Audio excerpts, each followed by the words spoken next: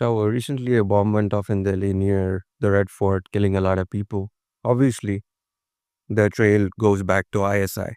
The issue that I have with our news channels is they stop with the ISI. They talk about the ISI, but they don't want to talk about the parent organization or the master organization of the ISI, which is the CIA. Now you must be wondering why CIA would be involved in all of these things.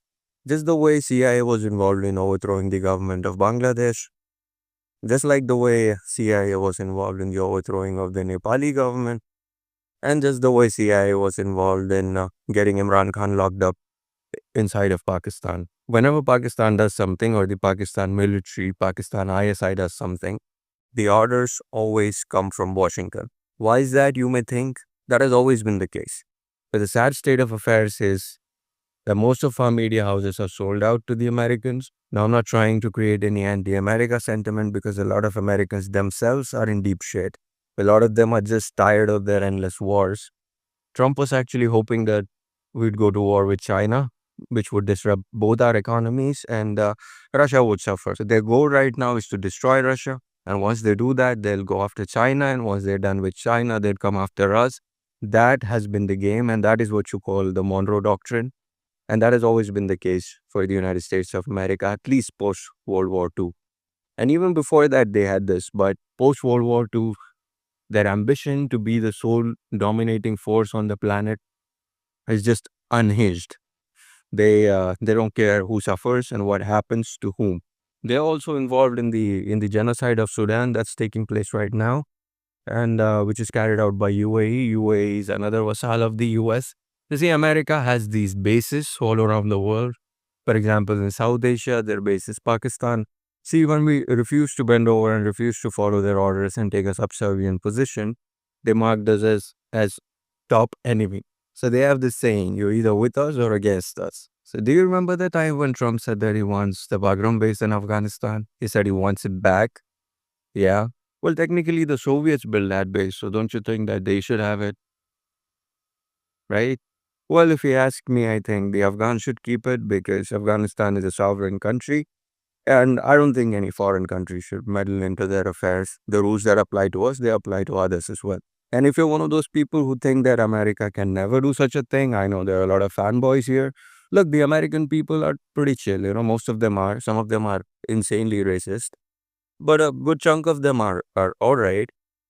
But here's the thing. The American people and the American deep state, especially the American military establishment and their intelligence establishment, is completely detached from their voter base, from their general population, from their citizens. So I think it's important that I tell you a handful of incidents where CIA did meddle into other countries and tried to overthrow their governments. So first we'll talk about Cuba.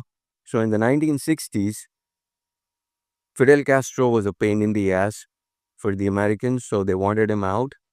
So what they did was they carried out something called as Project Mongoose in the 1960s. And they tried to assassinate him like multiple times and failed. So this was under JFK. Hmm. So a lot of people like to paint JFK as some kind of saint. He wasn't. You can say that maybe he was the least evil president of all American presidents. But yeah, definitely he wasn't a saint either. So they did that. They tried to do that. They tried to attack their economic centers. And they tried to instigate one group against another and create a civil war-like scenario in Cuba. And they didn't stop at Cuba. Next, they went for Guatemala. And this was in the 1950s. They wanted to overthrow Jacobo Arbenz of Guatemala. Again, he was not willing to go along with the American narrative, and he was not pro-America. So once again, in Guatemala, they follow the same modus operandi.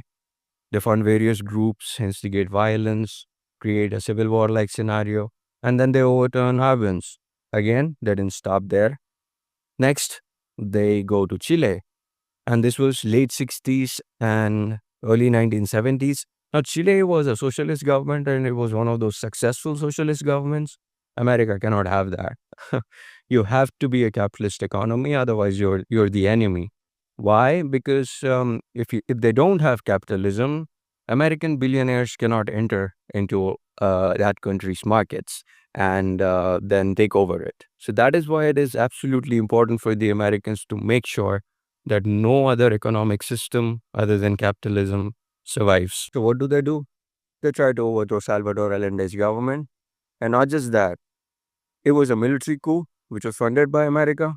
So the Chilean Air Force bombed their presidential palace, killing their leaders. And these leaders actually cared about Chilean people. And now, after getting rid of them, the Americans established a puppet in Chile, which followed their orders. Now, if you're thinking that, well, they'd stop in this part of the world, which is Latin America, think again. This time they moved to Asia, and now it's Vietnam, late 1960s, early 1970s. This time it's called, hmm, what is it called? The Phoenix program. So they enter Vietnam and they just go berserk. They start kidnapping people, they start torturing them, mass murders, crazy shit. The war crimes that the CIA and the American military committed in Vietnam, it's pretty well documented. They've tried to hide it, but it's still pretty well documented. And once again, the same playbook, instigating a bunch of people against each other, and then funding and arming these said groups, and create a civil war-like scenario, creating problems for the Viet Cong so that they surrender. Didn't happen, but they tried. Now they didn't stop at Asia either. Now they moved to Europe.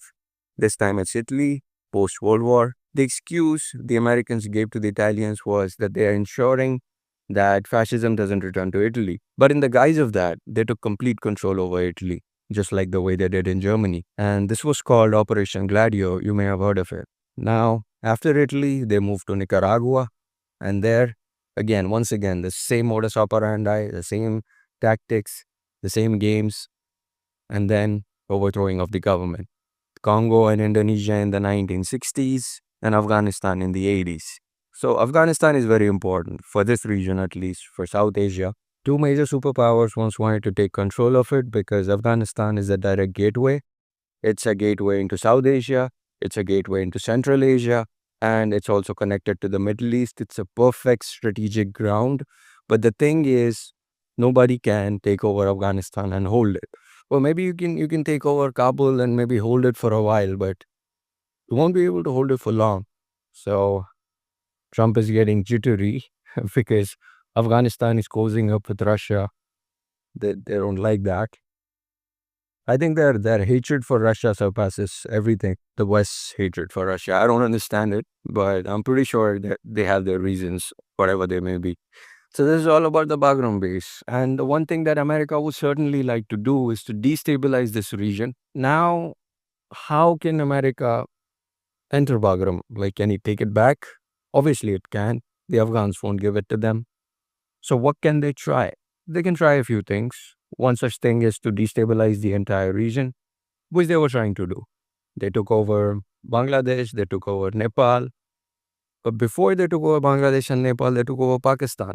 And Imran Khan was not giving them the basis to bomb Afghanistan. So it was important that they took out Imran Khan, which is what they precisely did. And then they overthrew the Bangladeshi government and then they overthrew the Nepali government. I know these governments weren't perfect.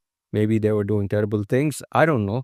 But that doesn't mean that you go and sit in America's lap. And as Henry Kissinger once said, to be an enemy of America is dangerous, but to be a friend of America is just outright fatal. Yeah. And the fate that came to Ukraine will also come to these countries. My biggest fear is if our government is going to cave into the American demands and do as they say. Because they will use us as a pawn. The whole goal was to use us against China. But when they realize that this is not feasible and this is something that cannot be achieved, they changed their game. So recently there was a blast in Indonesia as well, in a mosque. And the Indonesian president was also being rebellious and was not bending over backwards to please Trump. So they had to send a message. And they did. So this idea that ISI carried this out without the support of another country, without logistics, without intelligence, and without financial backing, they just out of the blue carried it out, right? And we're supposed to believe it. Pakistan cannot fight Afghanistan at this point. It will lose if it does. Its military is in that bad of a shape. Do you really think that they can carry out such an attack without any external support? We'll keep believing that. That's what they want you to believe. And our media will just never touch that part because a good portion of them are funded by American agencies and American NGOs. And we have a shit ton of American NGOs here run by the CIA. That is how they overthrow governments. That's called a color revolution. That's what happened in Ukraine, the Maidan revolution, the Maidan coup. That's what happened in Bangladesh. That's what happened in Nepal. That's what happened in Pakistan. They will not stop. Their goal is the balkanization of three countries. CIA's goal in South Asia, in our region, in Asia, is the balkanization of three countries. One is Russia, which is a military superpower. The second country is China. They fear China for its economic and military might. And the third is India. Of course, we're not there on the level of either Russia or China, but we're getting there. We'll get there in the next 50, 100 years. They don't want that. The Americans play the long game and they want to maintain their hegemony.